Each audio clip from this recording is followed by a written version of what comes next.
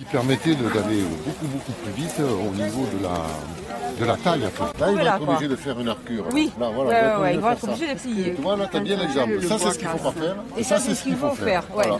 D'accord, la taille au plus près. Et en plus, le côte, il faut toujours qu'il soit sous la latte, de façon à descendre. Ouais, d'accord. Ça dégageait bien, hein. Ouais. Donc, ce que tu vas faire, celui-là, tu vas éloigner tout ça, ça va être ta latte. Et là, ici, là, celui-là, qui est en dessous, tu vas te le garder juste à 2 yeux, qui va être le côte, qui va faire partir 2 bois, qui vont te permettre d'avoir la taille l'année prochaine. D'accord. Mais comme, tu vois, il est beaucoup plus près du pied de vigne, ça va t'éviter d'éloigner, d'avoir des bois morts comme ça, et la taille qui s'éloigne du pied porteur. Au contraire, plus tu restes près, mieux ça vaut. Et en plus, ça te laisse plus d'espace pour avoir de la latte. Et donc des raisins qui sont donc des raisins qui sont portés par... Voilà. D'accord. Ça, c'est pas bon.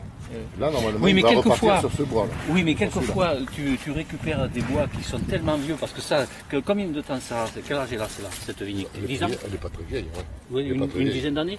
Parce que quelquefois, ça a été formé et depuis le pied qu'ils ont mis. Donc c'est depuis le début que ça a été... Ça, c'est une taille qui a été mal faite au début. Voilà, et après, ils la vivent. C'est ce que je voulais dire, c'est depuis le début. Ce qu'on peut imaginer qu'ils vont me faire ici, c'est qu'ils vont couper ça ici pour repartir sur ce bois. Et tu vois, donc on est vraiment sur le bois là.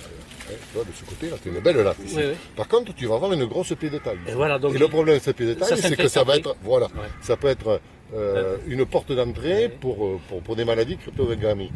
Qu'est-ce qu'il faut? Ils mettent alors, on peut badigeonner des produits. Mais là, l'intérêt, ce serait de repartir sur cette latte pour justement, tu vois, par exemple, ce bois et ce bois, enlever ça, couper les enlever trognons, ça, là, et voilà, d'accord. Et ramener. Et plus le pied est compact au départ, plus ça laisse d'espace libre pour avoir des grappes sur le côté, et donc des grappes non entassées, plus aérées, qui vont mûrir sans que la maladie c'est ça. Donc ça veut dire que si tu as 5000 pieds hectares, tu peux laisser 10 yeux. Et dans le médoc où tu as 10 000 pieds hectares, tu vas te faire 5 ou 6 yeux. Tu vois, quand tu vas couper ça là. Là tu vas avoir un bois là. Oui, d'accord.